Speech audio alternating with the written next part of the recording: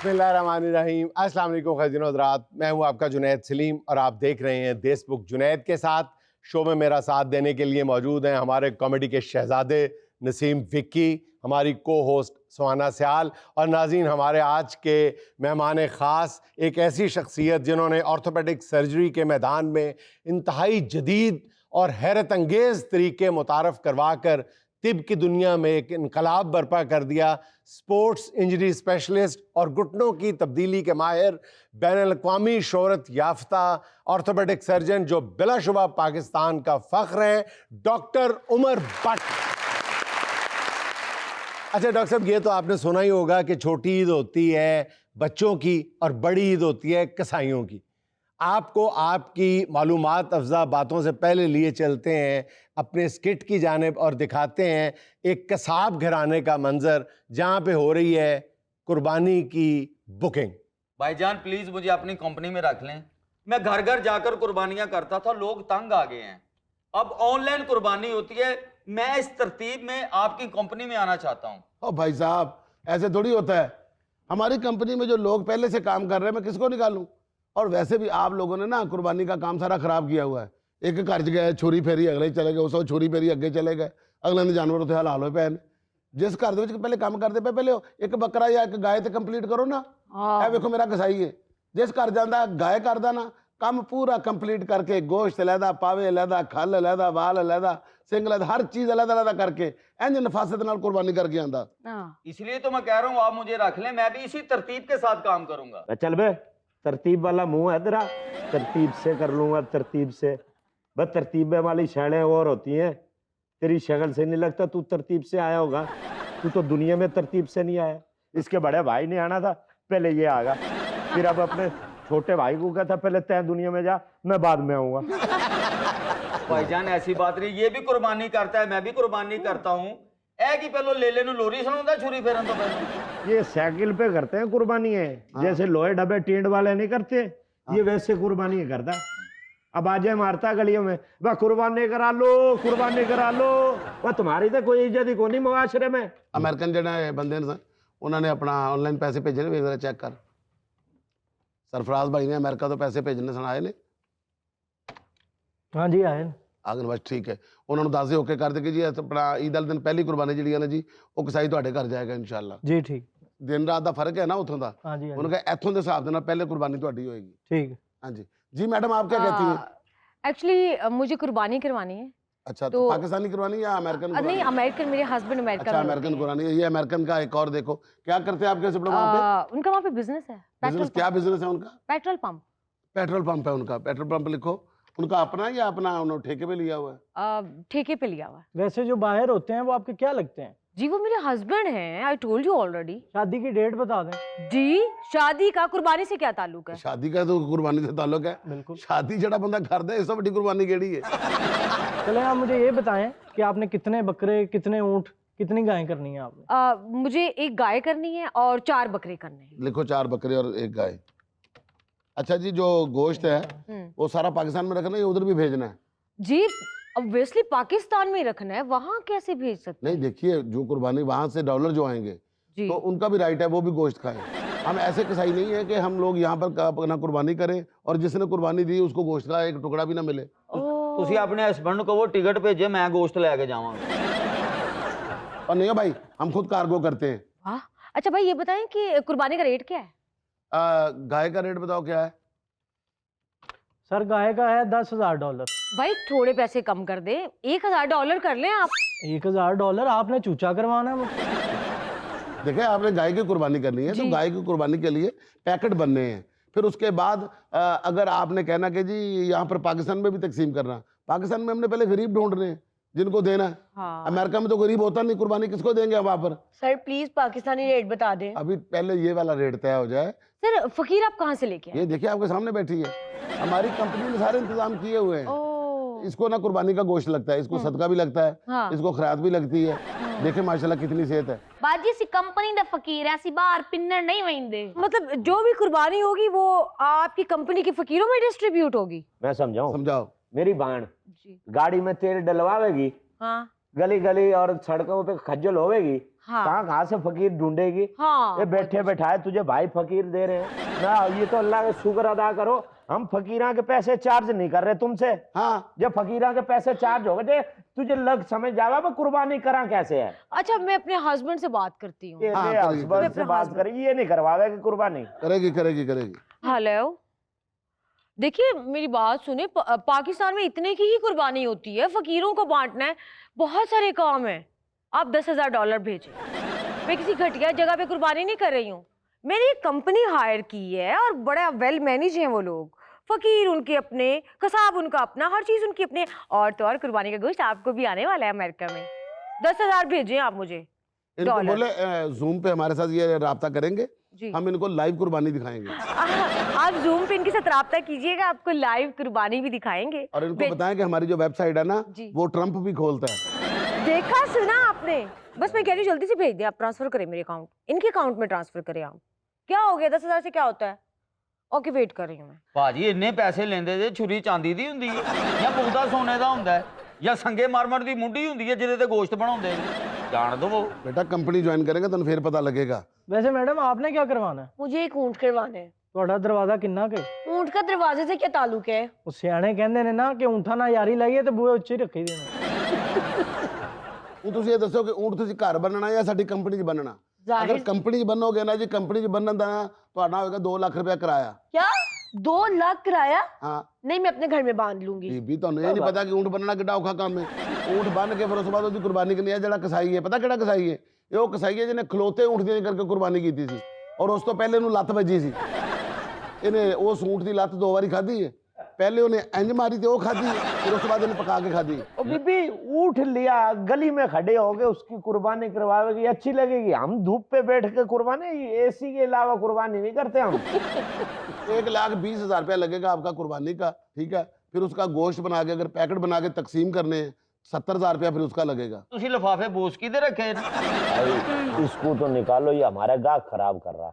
हाँ ਕੰਮ भाई। ਤੁਹਾਡਾ ਡੀਸੈਂਟ ਹੈ, ਕਸਾਈ ਤੁਸੀਂ ਕੱਚੇ ਦਾ ਡਾਕੂ ਰੱਖਿਆ ਹੈ। अच्छा, मुझे ये बताएं कि कुर्बानी में डिवीजन कैसी होगी? खाल आप रखेंगे या मस्जिद में देंगे? देखिए जी, अपना इसकी डिवीजन ये है, हाँ। खाल हम रखेंगे, री हम रखेंगे, हाँ? पाए हम रखेंगे, ठीक है? और उसका जो कुर्बानी का गोश्त है उसका चौथा हिस्सा हम रखेंगे। कौन सी चांपा मैं लेनी है जी?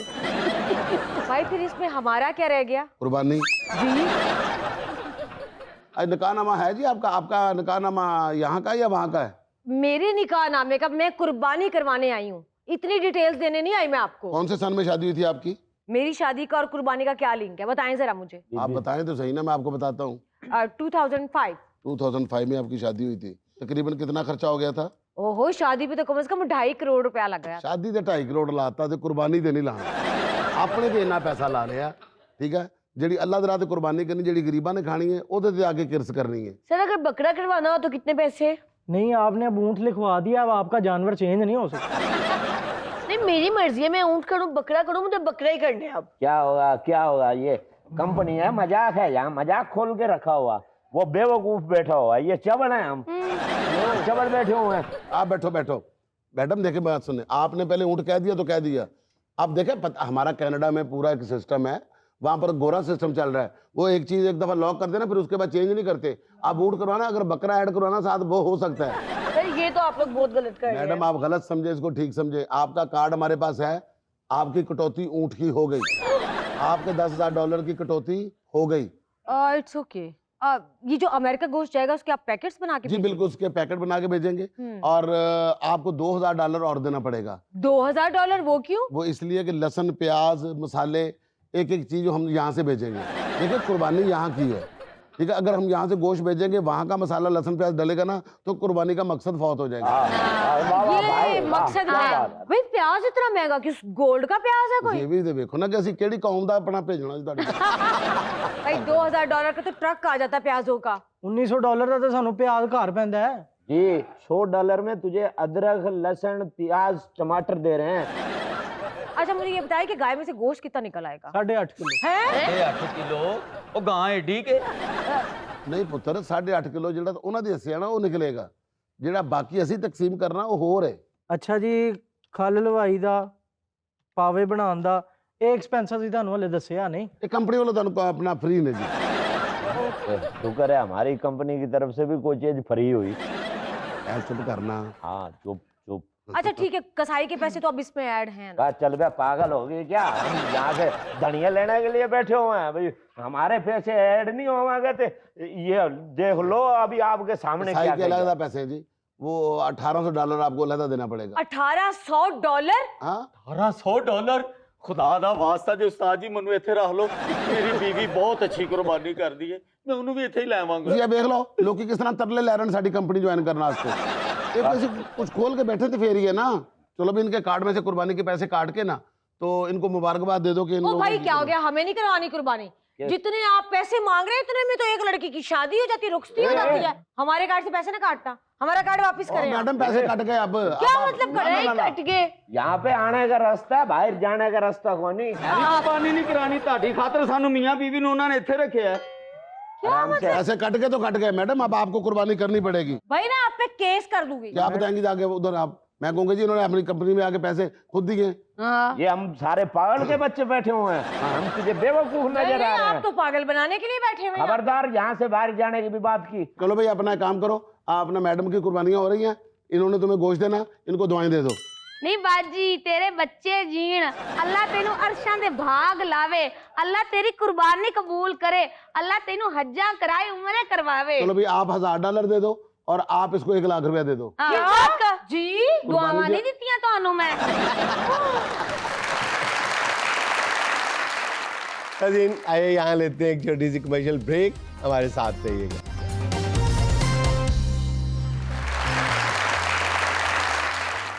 अच्छा डॉक्टर साहब, एक स्ट्रेट सवाल जो आपसे बनता है कि ऑर्थोपेडिक्स की दुनिया का मोतबर तरीन नामों में आपका शुमार होता है और ख़ास तौर पे स्पोर्ट्स इंजरी के हवाले से तो बहुत ही आपका इज़्ज़त और एहतराम तस्लीम किया जाता है, मुस्तनद नाम है आपका। और दुनिया के मुख्तलिफ मुल्कों से बहुत सारी डिग्रियाँ इकट्ठी की, लंबी लिस्ट है मेरे सामने आपकी डिग्रियों की, आपके एजाज़ात की। तो आपका जी नहीं चाहता कि आप भी अमेरिका बरतानिया बैठ के डॉलरों के ढेर लगाएं? पाकिस्तान आ गए हैं आप, जाते हैं आप वहाँ भी, इंग्लैंड भी, लेकिन दिल तो करता होगा कि डॉलर ही इकट्ठे कीते जाएं। Thank you very much first of all for inviting me. हाँ नहीं, ये तो दिल तो करता है, लेकिन माँ बाप यहाँ थे, भाई यहाँ है, हमारी मट्टी है, तो वो चीज़ आपको बाहर मुल्क में नहीं मिल सकती। फिर ये कि पूरी ज़िंदगी अगर तालीम हासिल करने के बाद मैं ऐड वैल्यू नहीं कर रहा एक सोसाइटी में, तो उसका फ़ायदा नहीं है। पाकिस्तान आने का मकसद था वैल्यू ऐड करना इस सोसाइटी के अंदर, कि अपनी स्किल को दूसरे लोगों में ट्रांसफ़र करना और जिनमें रियल टाइम बेनिफिट हो। तो हमारे मुल्क में इस चीज़ की ज़्यादा डिमांड थी इंग्लैंड से। अब इंग्लैंड में बहुत सारे सर्जन हैं मेरी तरह, हाँ। पाकिस्तान में कम है। तो मेरा पर्पस आने का ये था, एक तो अपने मुल्क के लिए कुछ ऐसा किया जाए कि हमारी नेक्स्ट जनरेशन को मोटिवेशन मिले और transfer of skill of knowledge real time दी जाए। इसका Weak मतलब to है see कि आप अपनी मट्टी की मोहब्बत का कर्ज उतार रहे हैं बड़ी बुनियादी तौर पर। बहुत अच्छी बात है। डॉक्टर साहब, ये बताइएगा कि आपकी जो स्पेशलिटी है स्पोर्ट्स इंजरी के अलावा, वो नी इंजरी में बहुत ज़्यादा है। मेरा ख्याल नी इंजरी और शोल्डर इंजरी, इसमें आप बहुत ज़्यादा डील करते हैं और ख़ास तौर पे नी रिप्लेसमेंट में। अच्छा डॉक्टर साहब, ये वाकई इतना आसान है जितना डॉक्टर साहब पहली मुलाकात में डॉक्टर साहिबान बताते हैं, बस ये यूँ आप चले जाएंगे? ये नी रिप्लेसमेंट, गोडा बदलना, भावें सुजुकी दो होवे, बंदा डर जाता है एक दफ़ा। वर्कशॉप वाले 3 दिन ले लेंगे। हाँ सर, और फिर 3 दिन बाद ही बहाने लाते हैं। हाँ। तो डॉक्टर साहब, ये वाकई अब इतना आसान हो गया है? अगर सही ट्रेनिंग दी जाए तो आसान है। अब जिस तरह आप जो काम कर रहे हैं कोई और तो नहीं कर सकता। आपको कितने साल लगे उस स्किल को रिफाइन करने में, कितनी आपने मेहनत की, कितना हार्डशिप की, कितने मैच्योरिटी आई। इसी तरह ये सुन लें। ऑर्थोपेडिक, इसी तरह और मजाक कर रहे हैं, कॉमेडी सीरियस हैं, वो कॉमेडियन नहीं है। नहीं वो ऑर्थोपेडिक कॉमेडी करते हैं कभी कभी। तो इसी तरह इस फील्ड के लिए भी प्रॉपर अगर ट्रेनिंग की जाए तो टाइम लगता है। एक बेसिक ट्रेनिंग के अंदर आपको अब 12 से 14 साल लगते हैं, तब आप अच्छा। जाके उस लेवल की ट्रेनिंग कर सकते हैं। बिल्कुल वैसे जिस तरह ब्रिटिश एयरवे के पायलट बनने के लिए you need to go through very vigorous process, यही चीज़ ऑर्थोपेडिक सर्जन अगर आपने इंग्लैंड या अमेरिका में बनना है तो मिनिमम 12 से 14 साल लगेंगे। अच्छा डॉक्टर साहब, आप पाकिस्तान नी सोसाइटी के भी प्रेसिडेंट हैं, जी। तो ये नी कौन सा है, गोडे वाला या वो पंजाबी वाला नी? कौन से ये वाला गोडे नी? वाला है। दोनों के मेरा ख्याल आप प्रेसिडेंट हैं। अब दोनों को एक ही बात कहने थे, नहीं ठीक हो जा। ठीक हो जाए। अच्छा डॉक्टर साहब, ये फरमाइएगा कि एक ख़ास एज के बाद घुटनों में से आवाज़ें आना शुरू हो जाती हैं, तो आप उन आवाज़ों को खामोश करवाने के लिए कोई साइलेंसर भी लगा देते हैं? नहीं सिलेंसर नहीं क्योंकि लगाते, वो जो लेकिन आवाज होती है ना घुटनों से जो आती है कड़कड़ की, वो बुढ़ापे से पहले बंदे को डराना शुरू कर देती है। घुटनों से आवाजें कड़कड़ इसलिए आती हैं कि हम लोग अपनी बीमारी को इतना रगड़ देते हैं, इतना अच्छा। डिले कर देते डिले हैं कि कर वो देते हैं। जिस तरह रिक्शा आवाजें करने लग जाते हैं, इस तरह घुटने आवाजें करने लग जाते हैं। अच्छा। तो हमारे यहाँ प्रॉब्लम ये है कि हम लोग जल्दी नहीं जाते डॉक्टर के पास जब तक कि सारे खानदान के हकीमों से चेक ना करा लें। हाँ। सारे खानदान का हर वो डॉक्टर जो कहते हैं अपने आप को डॉक्टर नहीं है, वो दवाई ना दे दे। अच्छा। जब तक हर रिश्तेदार से मशवरा ना कर लें, उस सारे टाइम तक हम डॉक्टर टोटके के ना पास इस्तेमाल नहीं। कर जब तक मजे की बात है कि मेरे पास अक्सर मरीज ऐसे आते हैं जो कहते हैं 1 महीने पहले तक मैं चल रही थी, अब मैं व्हील चेयर पे आ गई हूँ, तो मैंने सोचा मैं डॉक्टर को दिखा दूँ। अच्छा डॉक्टर साहब, एक सवाल मेरे जहन में बड़ी देर से मौजूद है और मैं मुख्तलिफ अंदाज में लोगों से पूछता भी हूँ कि शायद हमारी कम इल्मी है कि हम अपनी सोसाइटी को कोई भी ऐसी चीज़ बताते हैं ना जो साख्त में वैसी हो कि जनाब खाने से फ़लाँ चीज़ खाने से ये चीज़ मजबूत हो जाती है। जैसे अगर घुटनों में ल्यूब्रिकेशन की प्रॉब्लम है, ल्यूब्रिकेशन नहीं हो रही, ठीक है, घुटनों की, तो हम कहते हैं जनाब आप ना सिरी पाए का शोरबा पिएं, तो वो यूं महसूस होता है, मशवरा देने वाला यूं बता रहा होता है कि सिरी पाए का शोरबा सीधा आप पिएंगे तो वो घुटनों के अंदर जाएगा, बिल्कुल। कहीं और वो नहीं हल होगा। हाँ। तो डॉक्टर साहब ये वाकई कोई ऐसी चीजें ठीक है, ये मुर्गी के पंजों का सूप पीना, पाए। ये पाए, ये छोटे पाए सब खाने से एक चीज तो जरूर ब्लॉक हो जाती है और वो आपकी ब्लड वेसल्स हैं। ब्लड हाँ। तो वेसल। वो खाते रहे होते हैं पाए, लेकिन उनको अंदाजा नहीं हो रहा था कि वो पाए जो है वो आपको बुरे तरीके से हाल आपका बुरा करेंगे। It doesn't work like that. आपको मॉडरेशन के अंदर खाना खाना चाहिए, बेशक पाए खाएं कुछ भी, लेकिन आपके सवाल का जवाब के अंदर ये है कि yes it does help, there is no doubt, लेकिन लिमिटेड अमाउंट के अंदर। अच्छा डॉक्टर साहब जो है ना भट्ट साहब हैं बुनियादी तौर पे, इसलिए पाए को, सिरी पाए को कंडेम करते हुए भी उन्हें हौसला नहीं जा रहा। अम्मा अगर टीवी देख रही हो कि नाराज हो जाएगी। नाराज हो जाएगा। अच्छा लिमिट में खा सकते हैं ना। हमारे एक रौनकी साहब थे, हमने बड़े पाए पकाए, अच्छा। तो उनको मना थे पाए, उन्होंने खा लिए, 3-4 दिन कहीं बीमार रहे, हाँ। 5 दिन बाद वापस आए। मैंने कहा रौनकी साहब 3 दिन कहाँ रहे? कहता जिथों जिथों जानवर फिर के ऐसे उथों उथों हो गया है।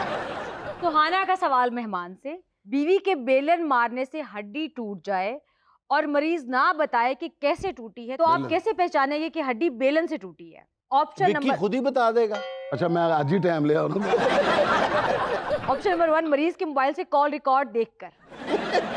कि फैंटी खाने वाले फैंटी खाने किया का है मैग इसने। नहीं है। ऑप्शन नंबर 2, बीवी के भाइयों की तादाद पूछकर। हाँ, ये हौसला है 10-12 है ना।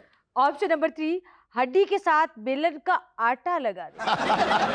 ऑप्शन नंबर 4, या टूटी हड्डी खुद पुकार पुकार कर बता देती है कि मैं बेलन से टूटी हूँ, मैं बेलन से टूटी हूँ। बेलन डोलिए था। मैं वैसे जो एविडेंस बेस्ड मेडिसिन अगर प्रैक्टिस करूं तो उसके हिसाब से ऑप्शन 1 मेरी नजर में ठीक होगा अच्छा ऑप्शन कि मोबाइल से पकड़ूंगा। अच्छा, मोबाइल रिकॉर्ड चेक मोबाइल से कॉल रिकॉर्ड चेक करेंगे। वेरी साहब ये गुड। भी आपको मैं बता दूं evidence कि based practice करता हूं। मरीज जितना मर्जी बेहोश हो अपना मोबाइल किसी को नहीं दे सकता।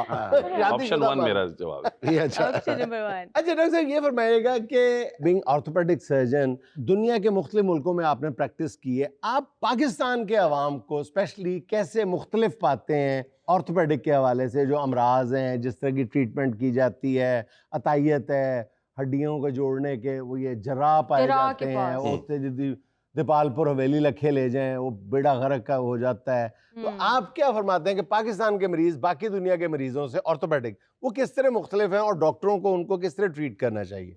पाकिस्तानी मरीज इंटरेस्टिंगली बाकी दुनिया से बहुत बेहतर है। बेहतर अब देखें, है? बहुत ज्यादा। अच्छा उनको सिर्फ एक चीज चाहिए कि डॉक्टर उनसे अच्छे तरीके से बात करे, हाँ। अच्छा उनको रिस्पेक्ट दे और उनको डिग्निटी के साथ एक्सप्लेन करे कि आपकी प्रॉब्लम क्या है। अच्छा बाहर मुल्क के अंदर चूंकि कंप्लाइंसेस बहुत ज़्यादा हैं जुनैद, तो आपको पता है कि वहाँ अगर आपने हल्की सी भी कोई गलत बात की तो वो आपको उसी टाइम आपके ऊपर कंप्लेन हो जाती है। जिस तरह मुझे याद है मेरे कैरियर में मैंने सिर्फ गलती से लिख दिया, बूढ़ी और खातून थी कि आपकी एज 76 है, शी वाज 74, उसने मेरे ऊपर कंप्लेन कर दी। तो आप समझ सकते हैं कि ये हमारे अच्छा पास- अगर आप ऐसे उसकी एज 72 लिखते तो कभी ना करती। हाँ, ये बात भी सही है। बाद में मेरे से गलती होगी, मैंने कहा सोचा इसके ऊपर काफी। तो हमारे यहाँ ये है कि हमारे यहाँ पेशेंट बहुत अच्छे होते हैं, अगर आप उनके साथ सिर्फ तमीज से बात करें, उनको आराम से समझाएं तो उनके लिए एक तरीके की ब्लेसिंग है। इसलिए कि हमारे कल्चर के अंदर ये जो एक स्ट्रेंथ ऑफ पावर है ये इतनी ज्यादा हो चुकी है कि मरीज डरता है डॉक्टर से बात करते हुए। तो बस हमारे पेशेंट्स बहुत अच्छे हैं। कॉम्प्लेक्स जरी बताए, ये बात आपकी ठीक है कि बड़ी मुश्किल किस्म की पैथोलॉजीज आती हैं, लेकिन एट द सेम टाइम अब सोशल मीडिया अवेयरनेस इतनी ज्यादा हो गई है पूरी दुनिया में कि सोशल मीडिया और एआई के थ्रू बस वो बटन दबा के सीख जाते हैं। अक्सर विलेज के लोग भी आके बताते हैं कि डॉक्टर साहब वो मेरा गोडा टुटिया सी ਉਹਦੇ ਅੰਦਰ ਜਿਹੜੀ ਰੱਸੀ ਟੁੱਟੀ ਹੈ ਨਾ ਉਹਨੂੰ ACL ਕਹਿੰਦੇ ਨੇ ਤੁਸੀਂ जोड़ दोगे मैं ला हाँ जी मैं जोड़ दूंगा। अच्छा डॉक्टर साहब, ये सच बताना है आपने हाँ कि जब से ये सोशल मीडिया और ये गूगल सर्च बहुत कॉमन हो गई है तो डॉक्टरों को गुस्सा ही चढ़ता है कि यार ये सारा कुछ तो जो मैंने पढ़ा है ये 15 मिनट में पढ़ के आ गया। आप बताइए कि आपके पास जब मरीज आता है और वो सोशल, आपको पता तो चल जाता है सोशल मीडिया से पढ़ के आया है, आपको गुस्सा आता है या इत्मीनान होता है कि चलो इतना बहुत तो इसको खुशी पता होती है, बहुत खुशी खुशी होती है। होती आपको आप प्राउड फील करोगे कि मैं पहला सर्जन हूँ जिसने 2016 में पहली दफा सोशल मीडिया डॉक्टर का पेज लॉन्च किया था और मेरा चैनल 7th बिगेस्ट था दुनिया में। मुझे देख के फिर और बहुत सारे लोगों ने स्टार्ट किया। तो शुरू में तो बड़ी नेगेटिव फीडबैक मिली कि कैसा डॉक्टर है, सोशल मीडिया पे मार्केटिंग कर रहा है। फिर मैंने उनको समझाया कि ये ट्रांसफर ऑफ इंफॉर्मेशन है जो मैं लोगों को दे रहा हूँ। बहुत अच्छी सोशल मीडिया एक ऐसी जगह है, अगर मैं गलत काम कर रहा हूँ तो मरीज मुझे पकड़ लेगा। तो it's about transferring skill and knowledge to the next generation and to the society. एक छोटी सी एग्जांपल है कि एक विलेज से मेरे पास बंदा आया हाँ 7 घंटे मोटरसाइकिल चला के कि मैंने आपका सोशल मीडिया में देखा था कि लिगामेंट इस तरह डैमेज होता है, चूंकि मुझे समझ नहीं आ रहा था मैं आपसे मशवरा लेने आया। तो social media does help a lot. अच्छा डॉक्टर साहब, आप चेयरमैन हैं सीकॉट स्पोर्ट्स के भी, तो स्पोर्ट्स आपका खास मैदान है, तो स्पोर्ट्स के हवाले से तो बहुत लाइल्मी है हमारे यहाँ। वही टीम खेल रही होती है, कोई जख्मी हो जाता है तो वही रवायती से तरीके हैं, जबकि बाहर जो है वो बहरहाल फौरी तौर पे डॉक्टर से रजू करना और जदीद इलाज बहरहाल उनकी दस्तरस में होता है। जी, तो अब बाहर दुनिया के अंदर चूंकि उनको स्कूल लेवल से ट्रेनिंग स्टार्ट हो जाती है और स्कूल लेवल में उनके पास स्पोर्ट्स फिजिशियंस होते हैं, स्पोर्ट्स स्पेशलिस्ट होते हैं, स्पोर्ट्स फिजियोथेरेपिस्ट होते हैं। अब पूरी दुनिया के अंदर इंजरी प्रिवेंशन पे ज़्यादा फोकस किया जा रहा है कि मतलब आपको इंजरी ना हो उसकी ट्रेनिंग क्या है। यहाँ ये होता है कि वो बेचारा यंग लड़का मेरे पास जो आते हैं, जो हॉकी के प्लेयर हैं या कोई भी और स्पोर्ट्स से रिलेटेड वर्ल्ड क्लास लेवल पे खेलने वाले, उनको इंजरी हुए हुए 7-7 साल हो गए और वो बेचारे खेलते रहते हैं। इसलिए उनको डर ये लगता है कि अगर हम जाएंगे अपनी ऑर्गेनाइजेशन के पास तो हमें निकाल ना दें, विच इज़ एक्चुअली रॉन्ग। मैंने हजारों लोगों की सर्जरी की है जो दोबारा उसी लेवल पे गेम खेल रहे हैं। अच्छा डॉक्टर साहब, वो नी रिप्लेसमेंट वाला जो आंसर था वो कंप्लीट नहीं था हुआ, तो उस पे थोड़ा सा मजीद डिटेल से तो जवाब दे आपकी जो वो बात थी वो बिल्कुल लॉजिकल है कि नी रिप्लेसमेंट से लोग डरते हैं, लेकिन अब टेक्नोलॉजी इतनी एडवांस हो गई है। Second answer to the question जो जुनेद भाई पूछ रहे थे कि अब नी रिप्लेसमेंट हम इस लेवल पे ले जा चुके हैं सही। जिनको आता है काम करना कि 30 मिनट्स में नी रिप्लेसमेंट हो जाती है और शाम में पेशेंट वॉक करके घर चला जाता है, जो नॉर्मली लोग 4-4 दिन रहते थे। हाँ। और आपको खुशी होगी कि अल्हम्दुलिल्लाह हम अगले साल इसी सेटअप का हॉस्पिटल पाकिस्तान में इंटरनेशनल लेवल का ओपन कर रहे हैं, जो ये सर्विस ना सिर्फ पाकिस्तानियों को देगा बाकी बाहर से भी पेशेंट। और International level पे उसमें डॉक्टर्स जो होंगे उस हॉस्पिटल में ज्यादातर डॉक्टर ब्रिटिश ट्रेन्ड सर्जन होंगे और बाहर से फॉरेनर्स भी आ रहे हैं हमारे साथ काम गुड। करने। और उसमें रहने का भी हम लोगों ने इंतजाम। होटल का भी ऑप्शन रखा है और साथ में हॉस्पिटल का भी। अच्छा, आपको डॉक्टर चाय साहब, पिलाएंगे वहाँ, आप जब आएं। हम ऑर्थोपेडिक सर्जरी का नाम लेते हैं उसके साथ ही उसका लाजमो मलजूम हिस्सा फिजियोथेरेपी भी है। जी। कहते हैं कि फिजियोथेरेपी जो है वो सर्जरी से ज्यादा इंपॉर्टेंट हो जाती है बात। Absolutely is it right? Absolutely. बगैर फिजियो, मेरी अपनी टीम के अंदर 9 फिजियोथेरेपिस्ट। अच्छा। तो पाकिस्तान के अंदर शुरू में फिजियोथेरेपी को बड़े नेगेटिव नजर से देखा जाता था। ऐसा ही है। डॉक्टर उनके साथ बदतमीजी करते थे। अल्हम्दुलिल्लाह मालशिया कहते हैं, हाँ, मालशिया, हमारे मालिश करनी है जी। अल्हम्दुलिल्लाह हमारे ग्रुप के अंदर जो ऑर्थोपेडिक सर्जन्स हैं, मेरे कोलीग जो 10-12 बाहर से आए हैं और यहाँ के भी डॉक्टर्स जो बहुत अच्छे हैं, हम लोगों ने इतना अपलिफ्ट कर दी क्वालिटी फिजियोथेरेपी की कि अल्हम्दुलिल्लाह अब ऑलमोस्ट हर डॉक्टर के साथ एक फिजियोथेरेपिस्ट होता है।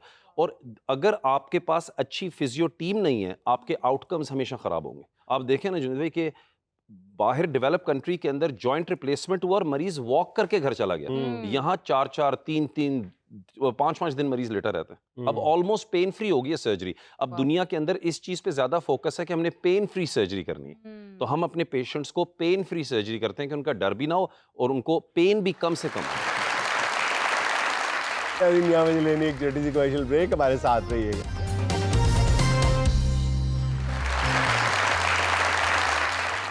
डॉक्टर साहब, हर घर में जो बुजुर्ग होते हैं वो एक ख़ास एज पे पहुंचने के बाद सर्दियों में ख़ास तौर पे वो वज़ू करते हुए, नहाते हुए वॉशरूम में गिरते हैं और फिर वो बिस्तर को जा लगते हैं।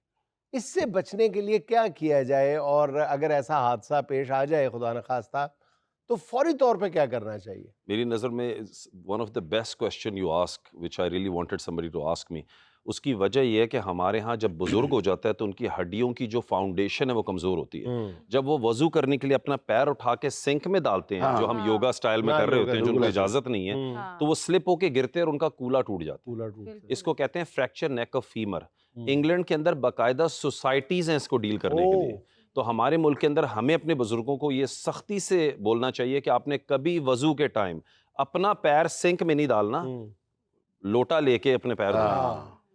मेरी अपनी मदर इस तरह गिर के फ्रैक्चर कर चुकी है, तो आप अंदाजा लगाएं, इट्स सो कॉमन। और ये नॉलेज ऑफ अवेयरनेस हमारे जीपी दे सकते हैं, क्योंकि हमारे यहाँ प्राइमरी केयर सिस्टम अच्छा नहीं है, तो बेचारे लोगों के पास वो नॉलेज नहीं होती। लेकिन आपके थ्रू अब शायद हजारों लोग ये सुनेंगे कि कितना इंपॉर्टेंट है कि वजू के टाइम आपने कभी पैर को सिंक में नहीं डालना। ये मैं इंक्लूड करूंगा अपने आप को भी। उनके लिए ऐसा इंतजाम कर दें कि हाँ। या तो शॉवर नीचे लगा दें या या लोटा हाथ में रख लोटा, दें जी, या बर्तन जी। रख दें कि उनको वो सिंक Slip तक होके। ना नहीं, करना पड़े। कई पेशेंट अपने को चेक करने के लिए भी ये करते हैं कि कि मैं मैं सिंक ठीक तक हाँ। पहुंच कि नहीं। हाँ, मैं ठीक हाँ कि नहीं ठीक। हाँ। उन्हीं देर बंदा ठीक हो जाता।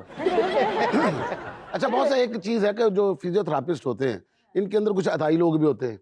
कुछ लोग ऐसे भी होते हैं जो कान पकड़ के आपका मरोड़ते हैं और कहते हैं जी ये आपकी नस खुल गई है, और यहाँ से जैसे सितार बजाते हैं, एक कड़मू करके उनको करते हैं। कायरोप्रैक्टर कहते हैं। तो ये ठीक तो वो- होता है? हाँ, नहीं बिल्कुल, ये एक स्पेशलाइज्ड नॉलेज है। एक फिजियोथेरेपी है जो मसल, एक है कायरोप्रैक्टर जो कि आपके फैसेट जॉइंट्स को रिलीज करता है, कड़ाके निकालना जिसको कहते हैं। हाँ। अगर वो क्वालिफाइड है तो यस, बिल्कुल ठीक। हाँ।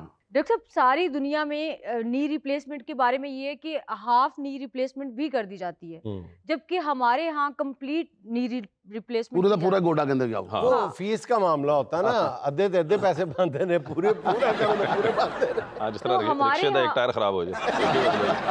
कभी आपने देखा डॉक्टर साहब एक पंक्चर निकला हो, हाँ। वो पंक्चर वाला हमेशा कहता है 4 है, तो इसी तरह आप डॉक्टर साहब भी करते हैं हमारे साथ। अच्छा देखिए, घुटने के 3 कंपार्टमेंट्स होते हैं, जी। एक बेसिक नॉलेज में समझाना। एक अंदर वाला कंपार्टमेंट, एक बाहर वाला, और एक नी कैप जो सामने नी लगा कैप। होता है। ऑलमोस्ट 1950 में ऑक्सफोर्ड के अंदर उन्होंने इस चीज को आइडेंटिफाई कर लिया था कि दुनिया में 30% लोग ऐसे हैं जिनका जोड़ का एक कंपार्टमेंट खराब होता है। ठीक है। चूंकि पाकिस्तान के अंदर उस तरह की स्किल सेट थी नहीं, तो हम हर एक का घुटना बदल देते हैं, हर एक का पूरा घुटना। हम्म, आपको खुशी होगी कि 2018 में ये टेक्नोलॉजी हम पाकिस्तान में ले आए, जिसको माशाअल्लाह। कहते हैं पार्शियल नी रिप्लेसमेंट, जोड़ के आधे हिस्से पे कवर लगाना। अब उसके बहुत सारे बेनिफिट्स हैं। एक यंगर पेशेंट हो अगर 45 साल का, तो वो क्यों पूरा घुटना बदले, इसलिए कि अगर मैं पार्शियल नी करूंगा तो उसका 20 साल घुटना सही रहेगा। दूसरा ऑप्शन ये है कि रिकवरी बहुत फास्ट है, 70% आपका अपना घुटना बॉडी में रहेगा, तो बायोमैकेनिकली आपको ऐसा लगता है कि मेरा नेचुरल घुटना है। हाँ, तो बिल्कुल ऑप्शंस अवेलेबल हैं, और अब अल्हम्दुलिल्लाह पाकिस्तान में मैं और मेरे साथ मेरे और कोलीग्स भी पार्शियल नी रिप्लेसमेंट कर रहे अच्छा हैं। डॉक्टर साहब, ये जो रोबोटिक सर्जरी हाँ। है ये बड़ी दुनिया में बहुत तेजी से आगे निकल गई हुई है।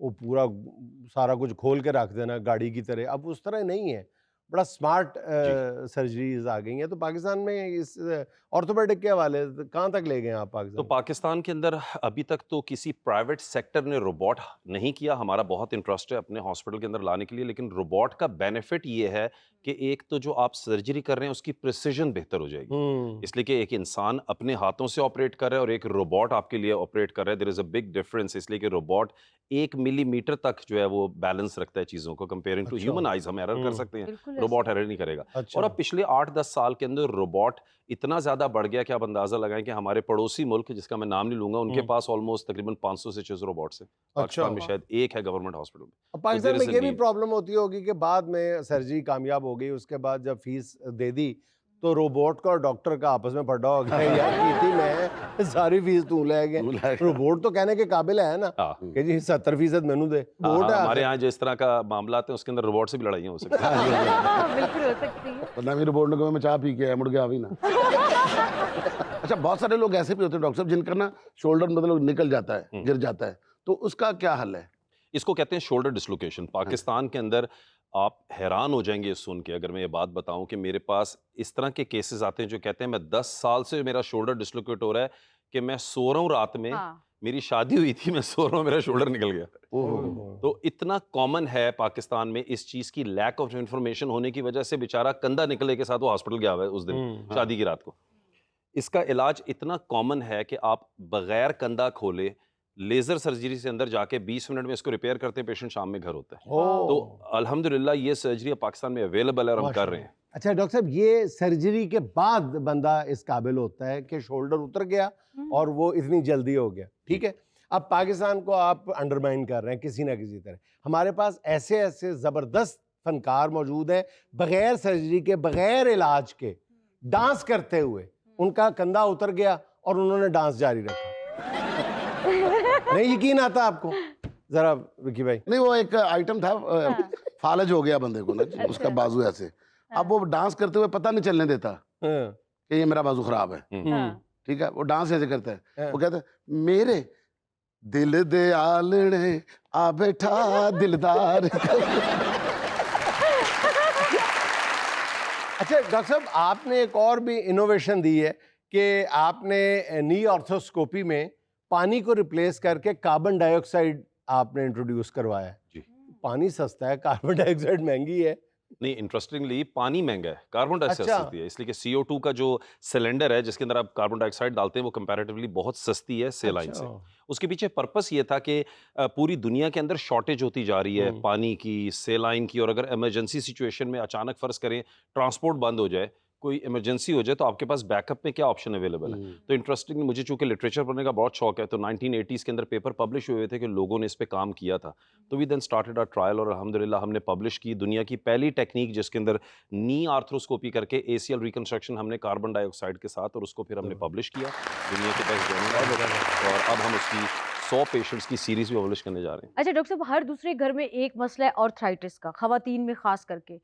अगर ये हो जाए तो क्या किया जाए, इससे बचने के लिए क्या किया जा सकता है? देखिए, सबसे इंपॉर्टेंट है कि आपको एक्सरसाइज करनी है और अपने वेट लॉस पे ज़्यादा फोकस करना है। जरिए तो ओवर वेट आपको इसकी तरफ ज़्यादा लेके जाता है। सेकंड ये कि अगर आपको आर्थराइटिस शुरू हो गया तो बनिस्बत ये कि आप डिले करें, किसी स्पेशलिस्ट को दिखाएं, जो आपको, अब हमारे पास माशाल्लाह इतनी इनोवेशंस आ चुकी हैं कि अगर आपको अर्ली स्टेज आर्थराइटिस है तो सर्जरी की ज़रूरत नहीं है। हम physiotherapy, weight loss, biological injection जिसके अंदर स्टेम सेल होते हैं उससे, और जेल के इंजेक्शन से हम पेशेंट को 5-5, 6-6 साल उनको डिले कर देते हैं प्रोसेस को। लेकिन ये नहीं होना चाहिए कि आपको आर्थराइटिस शुरू हो गया और 5 साल तक आप तकलीफ में हैं, दवाइयाँ खा खा के आपने अपना मैदा, जिगर, लिवर ख़राब कर लिया है, और उसके बाद आप डॉक्टर के पास आ रहे हैं। तो बेहतर है कि आप अच्छे स्पेशलिस्ट को जाके शुरू में दिखा दें। तो डॉक्टर साहब, ये जो विटामिन डी है ये डेली लेनी चाहिए या 15 दिन वाली, वो जो ज्यादा ये यूनिट्स अगेन वाली? डिपेंड करता है, आपको ब्लड टेस्ट करानी चाहिए जो बहुत कॉस्ट इफेक्टिव, सस्ता सा होता है। विटामिन डी का ऑप्टिमल लेवल 35 से लेके 45 तक होना चाहिए। तो अगर आपका विटामिन डी लेवल उससे कम है, जो कि टेस्ट में नजर आ जाता है, तो आपने विटामिन की मल्टीपल मेडिसिन आती हैं जो आप ले सकते हैं। जरा बताया, I don't want to promote any medicine, लेकिन ये कि बहुत अवेलेबल है मार्केट में। और कैल्शियम के बारे में भी कहा जाता है कि बहुत जरूरी है, तो उसका भी बता हाँ, देखिए ना, हर चीज की ज्यादती भी नुकसानदेह। अगर आप बहुत ज्यादा ओवरडोज कर लेंगे विटामिन डी तो टॉक्सिसिटी हो जाएगी, इसी तरह कैल्शियम। तो जो भी आपने मेडिसिन लेनी है, जो हमारे यहाँ बड़ा कॉमन है कि हम जाते हैं फार्मेसी के पास एंटीबायोटिक ले लेते हैं, फार्मेसी के पास जाते हैं दवाइयाँ, ये आपने प्रॉपर प्रिस्क्रिप्शन टेस्ट के बाद लेना है कि पहले अपना टेस्ट करवा लें, अगर टेस्ट में कमी आई है तो लें, वरना हो सकता है कोई और रीजन हो आपकी दर्द का। इसलिए कि एक और चीज होती है जो बड़ी कॉमन है यंग फीमेल और मेल में, उसको कहते हैं फाइब्रोमायल्जिया, मसल पेन, जिसका कोई अननोन ओरिजिन है, आज तक पता नहीं चल सका। और ये यंग लड़कियां ज्यादातर आके बोलती हैं मेरे टांगों में दर्द होता है, मेरी गर्दन में दर्द होता है, मेरे हाथों में दर्द होता है। घरों में अक्सर ऐसे ही होता है कि बंदा अपनी बीवी को कह देना लेटे हुए, यार जरा मेरे लिए चाय बना दो, मेरे दाएं घुटने में दर्द हो रही है। वो कहती है ले आप बना लो मेरे दोवां चे। चले, एक बात का तो इतराफ कर लिया ना कि बीवी से चाय बनवाने के लिए इसको ये कहना पड़ता है कि आज मैंने नहीं बना रही, मेरे घुटने में दर्द हो रहा है। क्या कॉन्फिडेंस। नाज़रीन, यहाँ मुझे लेना एक छोटा सा वक्फा, हमारे साथ रहिएगा।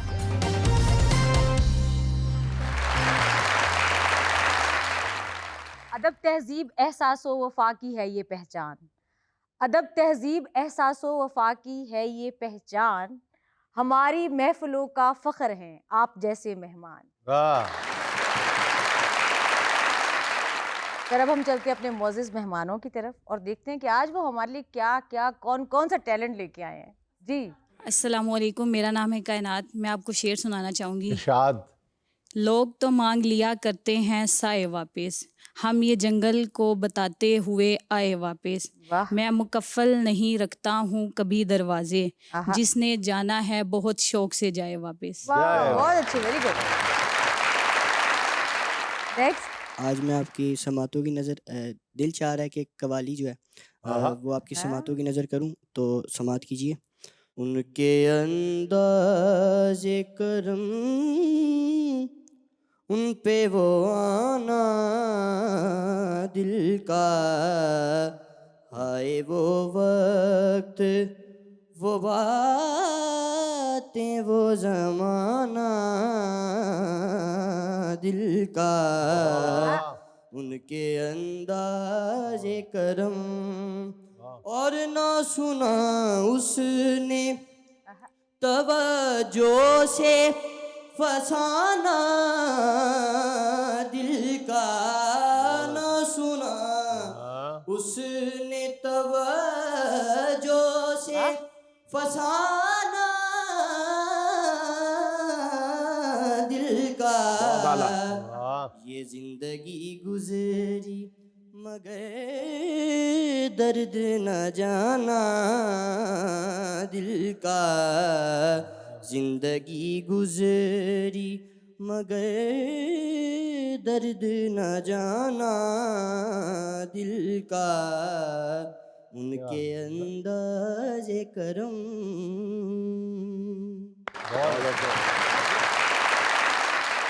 नेक्स्ट मैं आपको शेर सुनाना चाहती हूँ। उठो मैं कशो ताज़ियत को चलें, उठो मैं कशो ताज़ियत को चलें, मेरा साकी जो था पारसा हो गया। वाह बहुत अच्छे। नेक्स्ट जी अस्सलाम वालेकुम, मेरा नाम ज़ाहरा है। पहले ये बताएं कि आपके साथ आपके शौहर नामदार बैठे हैं। हाँ जी। ये आपके शौहर नामदार, शौहर कामदार क्या करते हैं? फार्मेसी। फार्मासिस्ट हैं, माशाल्लाह। अच्छा चलें, डॉक्टर साहब से आप बाद में सवाल कर लीजिएगा। पहले वही तारक अजीज मरहूम की याद में एक सेगमेंट जो है मिजाज आशनाई का मियाँ बीवी के दरमियान। तो आपका नाम क्या है? मेरा नाम वकास है। हाँ वकास भाई, जरा 2 मिनट के लिए जरा बाहर तशरीफ ले।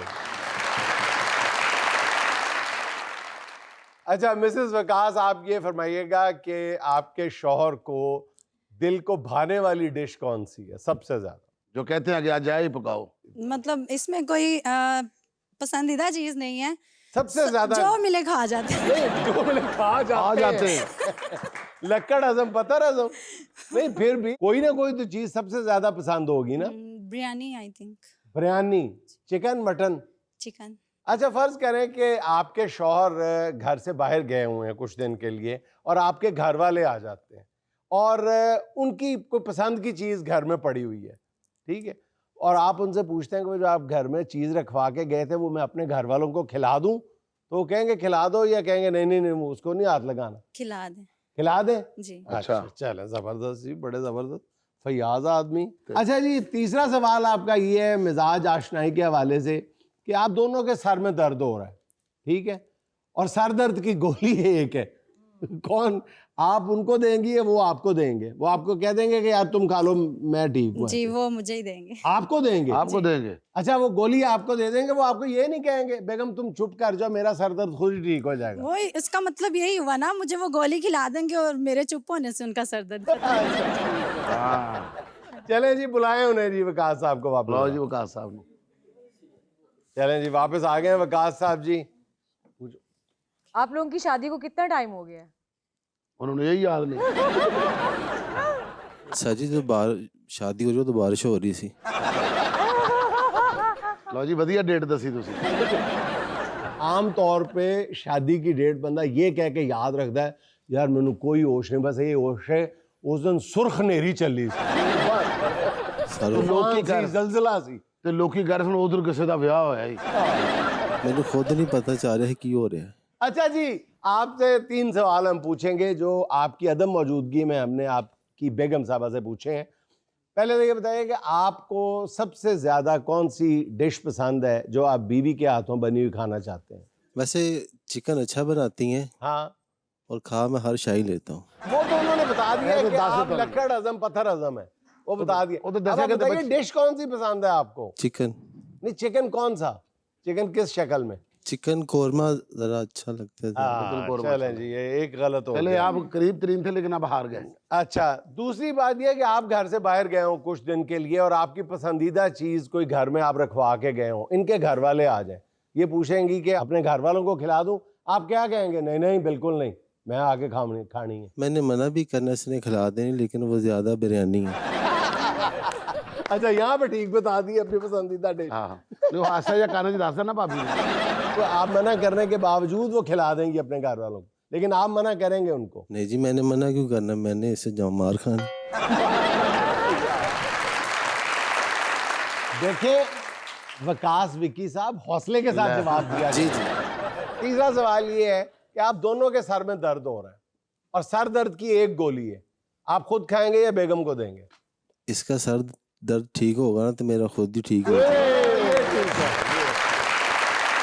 यार ऐसे जे तुसी वकास सलीम लगे हो।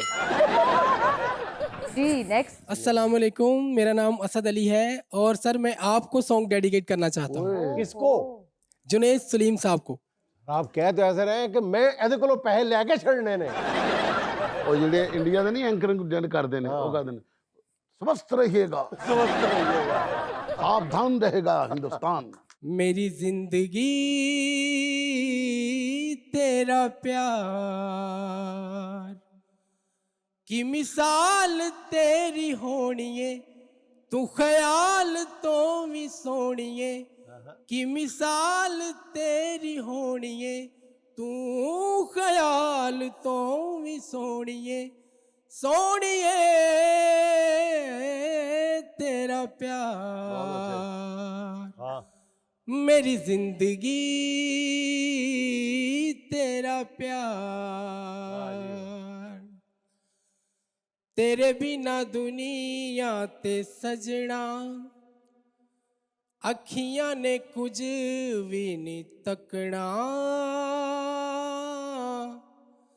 रब दी कसम कुफर ना होवे, सजदे करा मैं तेनू,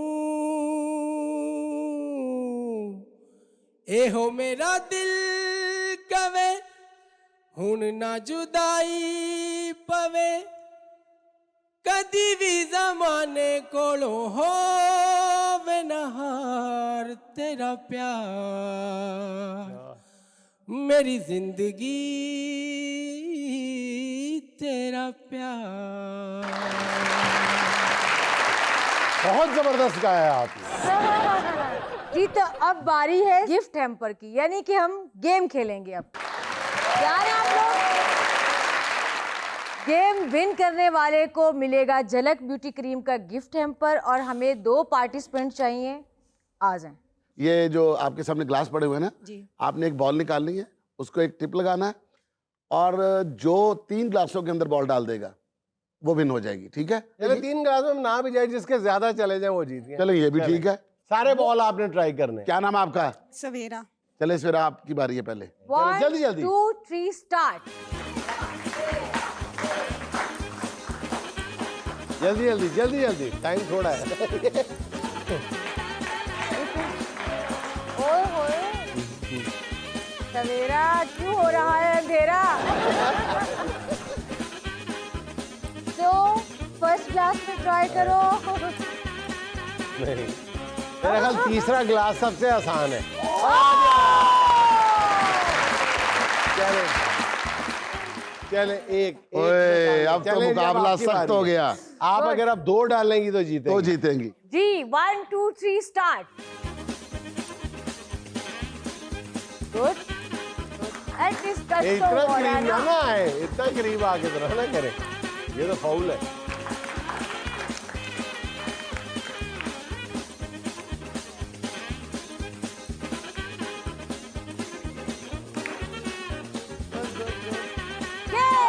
एक हो गया, बराबर हो गया।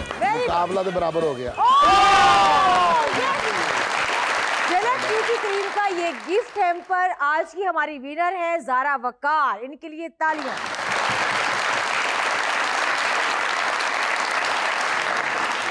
नाज़रीन, ये था आज का देश का चलते चलते आज की हिकमत भरी बात। ये नाराज बीवी से बहस करना बिल्कुल ऐसे ही है जैसे अपनी बूढ़ी नानी को आईफोन के फंक्शन समझाना।